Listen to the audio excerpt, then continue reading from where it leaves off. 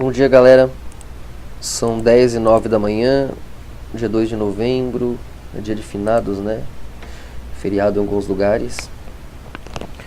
Bom, vou continuar aqui com o pod de ontem. A maior parte desse assunto agora eu vou colocar aqui no texto, né? A maior parte da continuação vai estar no corpo aqui do post. Porque tem muitas referências bíblicas e tal, para quem quiser ver mesmo, né? Diante das perguntas que chegam aí. Mas vamos lá, eu vou dar um bom dia para quem estiver por aí. Entrei um pouco mais tarde hoje. Bom dia, Thiago, Leandro, Wellington, a Miriam, Gil. Não sei se estão por aí ainda, estavam agora há pouco. Doug, Rama. Tá conversando bastante aqui. Sérgio. Enfim, conforme vocês vão chegando aí, a gente vai dando um salve. Bom dia, Ariel. Então vamos lá. Ontem a gente falou de algumas profecias passadas, né? E agora as que estão na porta aí. Então vamos lá. As últimas profecias estão na porta. Então a maior parte delas já se cumpriram, né? E algumas estão se cumprindo. Falta pouco agora, né? A gente está bem nesse desfecho aí, nesse ponto de encontro aí das perspectivas, né? Então, aí no Apocalipse, sobre os oponentes de Deus e seu povo, já tem todas as referências aqui, ó, Roma e as nações modernas, o papado na Idade Média e futuro, a Revolução Francesa, né, como inimiga da Bíblia, inicialmente, né, porque estavam ali corrompendo o Estado, né, o protestantismo norte-americano também, tá, no capítulo 13, que é da última igreja aí, das transformações, a Grande Babilônia também. Isso aí eu coloquei as referências aqui, a gente já está... Eu estou vendo, na verdade, o trabalho de teólogos, né, e estou sintetizando, né. Então, profecias acerca de Jesus que já se cumpriram. As profecias estão ordenadas cronologicamente, acompanhadas pelo seu cumprimento, né, Então, veja que isso aqui é o que os judeus negam, né. Então, seria semente de uma mulher, seria descendente de Abraão, né. Tudo isso que se cumpriu, os judeus escolhem não ver, né. Seria descendente de Isaac. Então tem aqui a profecia onde está, na Torá, e o cumprimento no Novo Testamento, né? Vocês vão ver aí no corpo do post, que tem lá quando foi previsto e quando foi cumprido. Seria descendente de Jacó, descenderia da tribo de Judá, descendente de Davi, herdeiro do trono de Davi, seu lugar de nascimento, a época de nascimento, nascido de uma virgem, tem todo lugar na Bíblia ali para você pesquisar. A matança dos meninos, né? A fuga para o Egito, João Batista preparando o caminho, seu ministério na Galileia, iria curar as doenças carregando ele mesmo os nossos sofrimentos, seria seu ministério na região de Zebulon e Naftali, né? Tá na profecia aí o cumprimento, como profeta, como servo de Deus, falaria por parábolas, seria sacerdote como Melquisedeque, o desprezo por parte dos judeus, né? Algumas das suas características também estão lá na profecia em Isaías, Salmos, Isaías e o cumprimento em Lucas. Sua entrada triunfal em Jerusalém, seria traído por um amigo, seria vendido por 30 moedas de prata, o dinheiro seria devolvido para comprar um campo de oleiro, o lugar de Judas deveria ser ocupado por outro, testemunhas falsas o acusariam. Cada um desses títulos, galera, aí no texto, depois que vocês verem o post completo aqui, vocês vão ver que tem as referências da profecia e do cumprimento, hein? Repito. Então, permaneceria em silêncio quando acusado, seria golpeado e cuspido, seria odiado sem motivo, sofreria em substituição a nós, né? Muita gente acha que isso se refere a sofrimentos físicos, né? Até coloquei aqui um acréscimo nisso. No entanto, trata-se de segurar o momento da morte, conscientemente, de ser justiça pura e ver a injustiça máxima sobre ti. Então, é desdobrar na sua tela mental todos os pesadelos emocionais possíveis ao homem. Então é isso que Lúcifer tem que fazer por todos, assim, porque já é todos fazendo juntos, né, ele.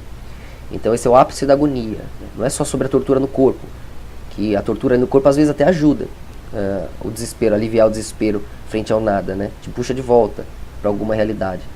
Então é muito pior do que pode parecer. Não é aquele sofrimento teatral ali. Então tem ali a profecia, o cumprimento também. Seria crucificado com pecadores, suas mãos e pés seriam transpassados, né? Seria escarnecido e insultado, dariam a ele fel e vinagre, ouviria palavras proféticas com zombaria, oraria por seus inimigos, seu lado seria traspassado, os soldados lançariam sorte sobre suas roupas, seus ossos não seriam quebrados, seria sepultado com os ricos, né? Sobre sua ressurreição também. A profecia está em Salmos, né? Em Isaías, em Zacarias, e depois Mateus e Atos, né? O cumprimento está em Mateus e Lucas. Sua ascensão, a profecia está em Salmos e o cumprimento em Lucas. Então as profecias estão se cumprindo aí, né? Com fidelidade nos dias atuais, embora escritas há 2000 anos atrás, e muito mais velhas ainda se forem as do Velho Testamento que também estão aqui. Então, da propagação do Evangelho pelo mundo inteiro, né? Já estava em Isaías lá, Daniel, e depois no Novo também, né? Mateus, Marcos, Lucas, Atos, Colossenses e Apocalipse.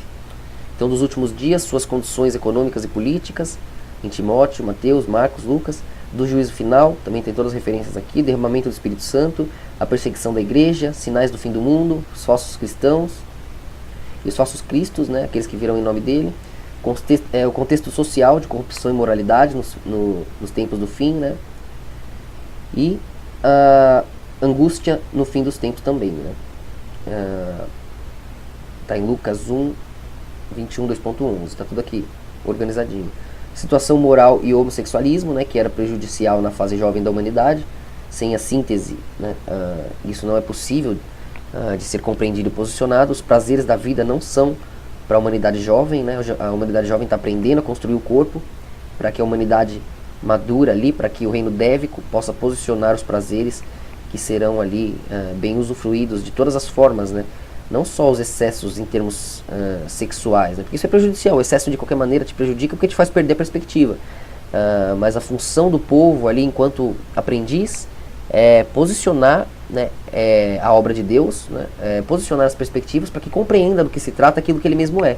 Para que então possa focar em prazeres, né? Coisa que no sentido do sexo, no sentido da gula, no sentido de absorver prazer acima do desprazer que se carrega, né? Isso é algo para se contemplar na obra, no paraíso, na volta para o Éden, né? Quando a obra é feita para nós. Mas quando a gente recusa Deus como a obra, como o Senhor daquilo tudo, para quem nós devemos dar a nossa prioridade, para que tudo não cesse, né? A gente precisa antes disso mergulhar no escuro, né? Para compreender como o peso nos destrói ali. E voltarmos para a obra contemplando aquele todo com o devido respeito. Então assim que a gente pode usufruir de todos os prazeres, a gente já não quer, a gente respeita, né? A gente posiciona.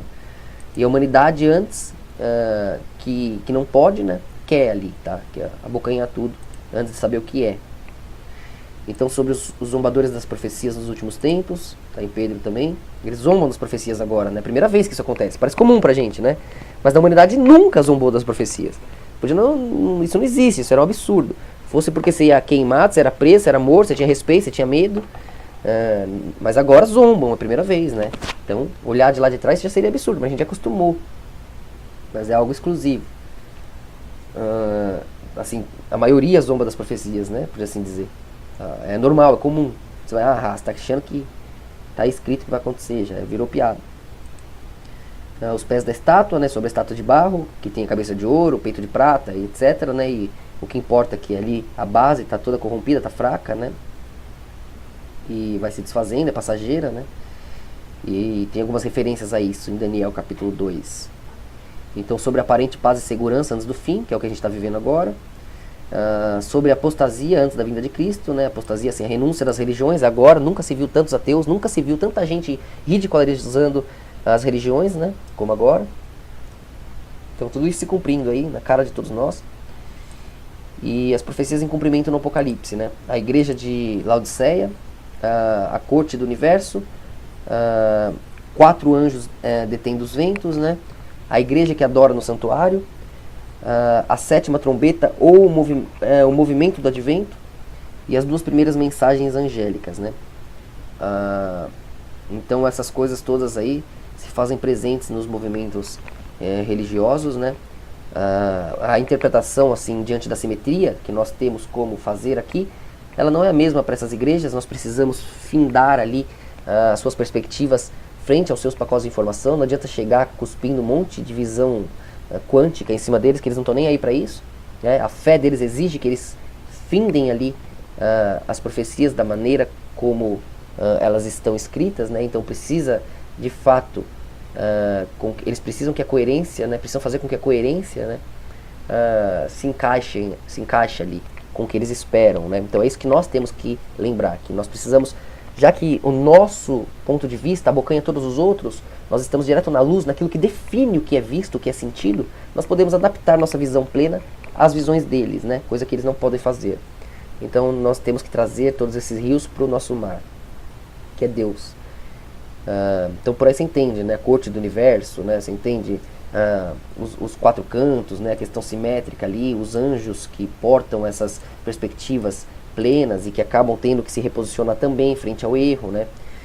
Visto que eles seguram uma forma ali que acaba sendo ultrapassada, né, por ela mesma, se desfaz, já que o movimento é a luz. Então os anjos precisam se readaptar a Deus, que é movimento, né?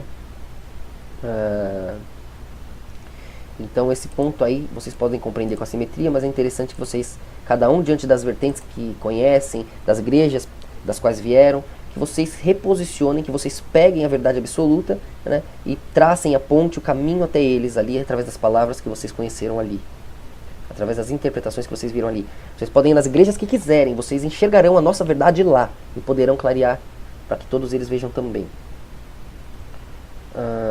Então, profecias que ainda se cumprirão. Essas profecias encontram-se todas no livro do Apocalipse. Então vamos lá. Profecias que se cumprirão durante a crise final. O selamento do povo de Deus, né? Isso aí fecha a igreja, né? Também fecha ali o povo pivô, né? A separação ali de quem é quem. A organização simétrica que inclui todos os tempos, todas as visões e perspectivas ali dos últimos tempos, dos últimos séculos, e que vai alinhar ali os santos, né? E separar o joio do trigo, julgar até os anjos, né? E esses que estavam ali controlando o mundo e se sentindo como se fossem, né? Sentindo-se como Deus. Eles pensam que são deuses ali e vai chegar a hora de separar a verdade da mentira. E isso resulta em dor, claramente, né? A destruição do mundo deles dói, queima, arde. Isso não é maldade de Deus, isso é só o que eles mesmos escolheram e precisam sentir para que voltem a ter a plenitude de Deus. Eles precisam da perspectiva, né, que perderam. Então a lei de Deus vista no santuário, o povo do advento perseguido, a opressão da segunda besta nos Estados Unidos. Tem algumas referências aqui teológicas que vocês podem estudar, né? A destruição da terra pelo fogo, o terceiro anjo, o sinal da besta, a vindima das uvas ímpias, né? Que é o processo ali de se fazer vinho, né? De uvas ímpias. Sobre o fim do tempo de graça ou de escolha. Cada tópico desse que eu falo tem a referência ali na Bíblia do lado, vocês vão poder ver assim que eu postar aqui. As 7 pragas, sobre os 3 últimos impérios, né? Sobre a ação final de Satanás, sobre a organização do mundo para a batalha final, sobre a revolta das nações contra a besta, e o alto clamor do terceiro anjo, a queda da Babilônia, né? Poder papal, segundo eles. Mas isso envolve um poder religioso, né? Numa amplitude maior. Profecias que se cumprirão após a crise final. A abertura do 7º selo, a segunda vinda de Cristo, todo olho o verá. O milênio, né, após a segunda vinda. E a prisão milenar de Satanás, né, na visão deles ali. Vejam que na visão teatral, o reino deles fica intocável, né? Sem nossa magia e tecnologia ali em Israel. Apenas com a Torá. Então, Satanás está longe dali, né? Eles estão na Idade Média de novo, basicamente. Estão ali na perfeição. A Torá é o que manda e ponto. Todo o resto está fora daquele mundo e é proibido para eles. Você vê, voltou ali para o começo. Profecias que se cumprirão na Nova Jerusalém. A Nova Jerusalém, uma multidão incontável, vitoriosa, né, que são gentios. Os 144 mil na glória, que são 12 mil judeus de cada tribo. Né, o regozijo da vitória dos 144 mil contra a besta. Né, dentro de Israel, estarão devolvendo o mundo judaico aos judeus, né, e deixando Satã de fora. Então ali os 144 mil estão protagonizando a salvação deles lá dentro, né? Vocês percebem aí o teatro? E enquanto é uma ponte, né, conosco. Uma hora eles serão vistos como traidores, que estavam negociando com Satanás fora e vice-versa. Aí vai o movimento, né? A festa das bodas do Cordeiro. e o juízo dos ímpios no milênio. Então isso aí finda todo o transbordar ali do reino eterno, né? Profecia a cumprir-se no fim do milênio, o juízo executivo dos anjos e dos ímpios, né? Então até os anjos serão julgados pelos sofredores, né? Por nós, por aqueles que conhecem as dores que os anjos não precisam suportar. Profecias a cumprirem-se na restauração. Vejam aí, né, o papel importante dos demônios, né, dos sofredores. Novo céu e nova terra, a metrópole da nova terra, né, que é ali a Nova Jerusalém, que é a Nova Atlântida, né, construída com ouro, pedras preciosas. Então é uma energia cintilante, vibracional, tem luz própria, com as pedras resplandecendo ali, brilhantes, com diversas trocas, né, elétricas e químicas. Nossas ruas, nossas paredes, nossas cidades terão luz própria. E é algo assim dimensional, algo inimaginável, né? Então isso também está aí em Apocalipse, tem alguns detalhes. Eu vou fazer um post sobre isso, talvez amanhã dou detalhes sobre isso. Então profecias que se encontram em outros livros. A destruição da terra por fogo, né? Outros livros assim, dentro que está fora do Apocalipse, né? Mas dentro da Bíblia. Trata-se da execução do juízo final ou segunda morte, né? Aí diz em Pedro, Malaquias, Mateus, enfim. Você vai ver ali que muita gente vai acordar, vai ressuscitar, vai ver quem é, e vai ver esse ser que ele descobriu sendo de fato destruído conscientemente. Aí ele morre de novo, tendo plena certeza e ciência de tudo que acontece. Esse morrer é ser deixado de lado, né? Em meio ao caos ali, em meio à confusão, e se ver se desfazendo, se perdendo de suas memórias, de suas certezas, de tudo aquilo que ele é, né? Até ter que se apegar ao renascimento do lado de cá, que já vai ser a perspectiva de outras consciências, por assim dizer, que são as eternas, né? Então já é ele mesmo, porque ele do outro lado deu as perspectivas necessárias para esse fruto consciencial que o tem como referência. Então o dia escuro antes da segunda vinda, haverá um grande julgamento, está em Mateus, em Daniel. A terra será destruída com a vinda de Cristo, está em Pedro 2. Os reinos desse mundo serão destruídos com a vinda de Cristo. Haverá um novo céu e nova terra. Então vocês percebem ali, né? Nós vamos reposicionar toda a interpretação consciencial, né? Então tudo que chamam ali de terra, o teatro, será reciclado, né? Será refeito. Tudo que é real, que eles chamam de real, é ridículo, será destruído. Nada é válido, tudo vai virar poeira. E a nossa perspectiva eterna será reposicionada, né? Sobre isso que eles chamam de terra, de realidade, né?